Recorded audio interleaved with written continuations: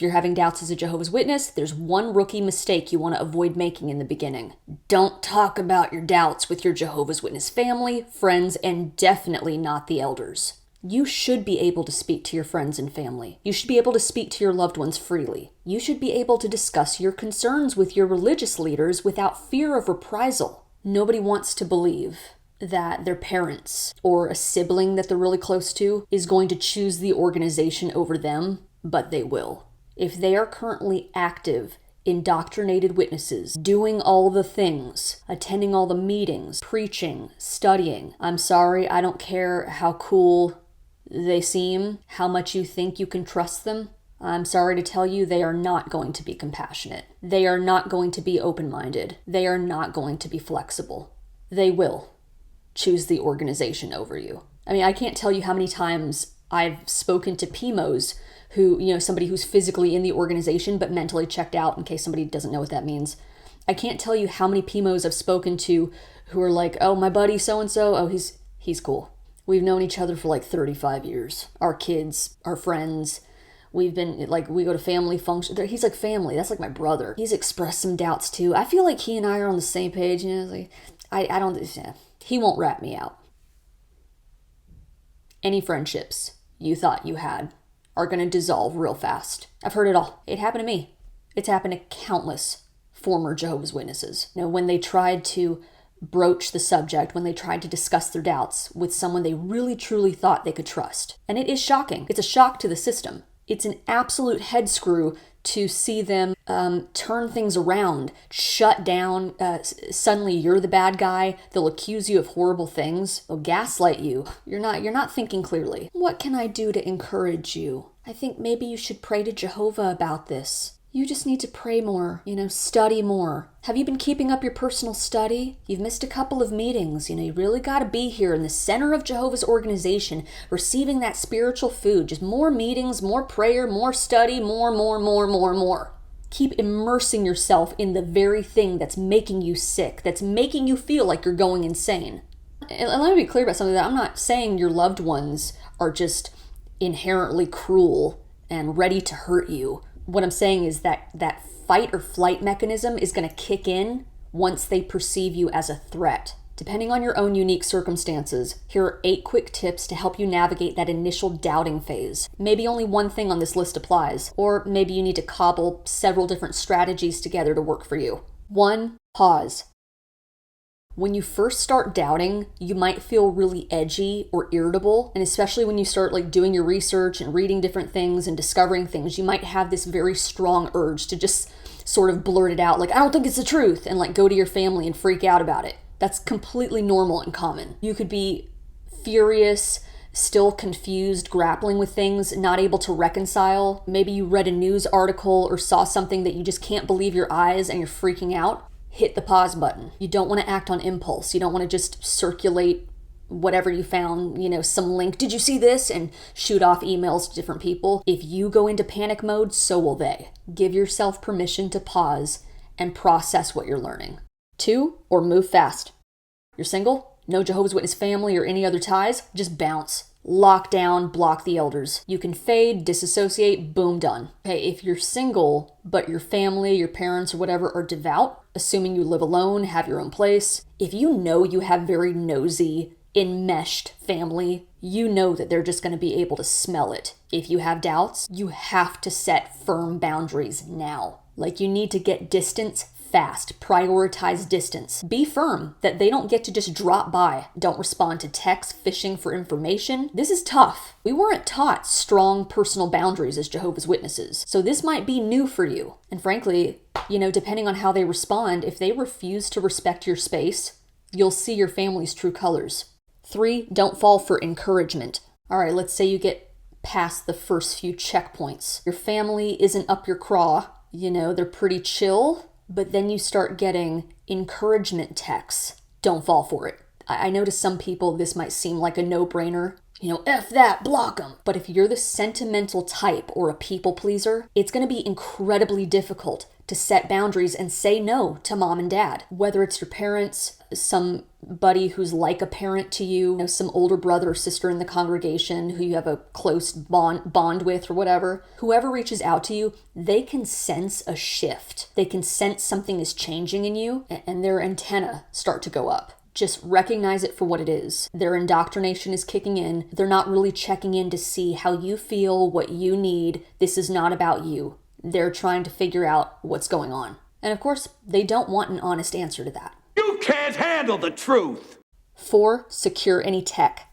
If you share a computer with Jehovah's Witness family, or an indoctrinated spouse, a sibling, clear your browser history. And I'm not talking about OnlyFans. All right, spotting apostate material in your search history is guaranteed to start a shitstorm. 5, take a buffer trip. All right, let's say you totally woke up, but for whatever reason, you can't immediately get out, but you know you're prepared to act fairly quickly. You could take a sort of buffer trip. Give yourself some time to process what you're learning and then strategize your exit. However, that looks to you. I'm not saying you have to take a 2-week Bahama vacation. I mean, if you can do that, good for you. Get out of town for a long weekend, something like that. That'll give you the time and space that you need to sort of get your ducks in a row, sort some things out before you finally leave. 6, skip the research paper. So it is very common for people when they're waking up or starting to doubt, they'll do their research and then, they'll write their friends and family this long email about why 1914 is bullshit and why 607 is a sham. They look like they wrote this research paper, dismantling JW ideology. I get it. If you feel you need to do this to just get it off your chest, by all means, do whatever act with according to your conscience. If you feel like you need to get that out and say what you need to say, you can do that. I mean, after all, you don't know what little seed might get planted where they read something and they're in a huff and they're upset reading it, but something might stick. Who knows? But generally speaking, be prepared for it to go in one ear and out the other. Be prepared for them to shake their head, in disappointment. They're going to be so disappointed with you that you've reached this conclusion. Or they might just come out and say they didn't read it. Like, nah, I'm not gonna entertain this. It's most likely not gonna go well. You're hitting them with the truth train, and brute force rarely, if ever, works. So, do what you gotta do, but you might want to save your breath. 7, confide in worldly family. If you have worldly family that you trust, that you can confide in, talk to them when everything's going down. Now, what I'm about to say might sound weird, but make sure that you can trust them. Just because they're worldly family, they're not Jehovah's Witnesses. If your worldly family doesn't have an intimate understanding of how Jehovah's Witnesses work, they might misinterpret what's happening as just, this is just a little family rift. They're your family. This is your mother. This is your father. I'm sure everything will be okay. No. Like, if they don't understand the gravity of the situation, the shunning, your well-meaning worldly family might brush it off like, this is just a little rift that'll blow over. Make sure they understand the gravity of what you're dealing with and that they have your back, truly. Number 8, stick it out. In some cases, you just might decide that the best thing to do is to stick it out. Maybe there's kids involved, and your spouse will make custody a hellscape if you try to break free. Or maybe you really genuinely love your spouse. Your spouse is preemie, physically in, mentally in. Maybe that's the situation you're dealing with, and you love your spouse and you're not prepared to go through the pain of separation or divorce or something like that on the basis of your difference in religious beliefs. That's a pain that you're not prepared to handle, and that's not a failure on your part. I've said this before, Watchtower has put you between a rock and a hard place. You should not be in this position. I mean, need I remind everyone of Watchtower's own words? In their July 2009 Awake article, Jehovah's Witnesses are told, and I quote, "No one should be forced to worship in a way that he finds unacceptable or be made to choose between his beliefs and his family." So this article was written for people who are studying with Jehovah's Witnesses, so it's a certain context, talking about somebody who is not a baptized Jehovah's Witness, who is studying with Jehovah's Witnesses and is receiving backlash from their non-Jehovah's Witness family. Like, the Watchtower organization is basically trying to sympathize with the student. Like, we know you're in a really rough spot right now, choosing to study. When you learn these new Bible truths, Watchtower indoctrination, and you start to make changes in your life, change everything about yourself for the cult. It's very common for, non-Jehovah's Witness relatives to be upset about this. We understand the position you're in, and we can't force you to join. We can't force you to join our group or to do any of these things. Of course, that's exactly what they're doing. They're nodding yes while saying no. No, you shouldn't have to choose between your beliefs and your family. But, if we get our hooks in deep enough, if we do our job right, you will choose us over your mother or father.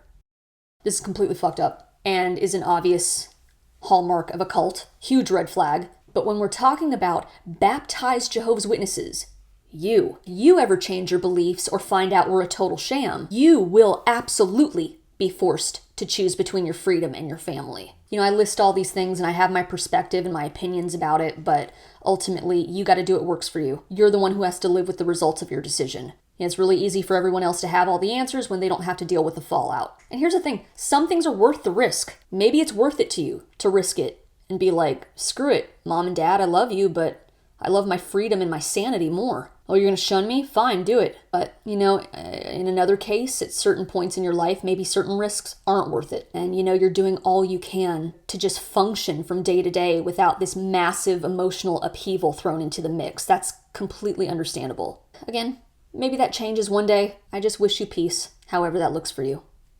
Did I miss a helpful tip? Leave it in the comments. As always, thank you guys so much for watching. I really appreciate it. Stay safe, and I'll see you in the next video.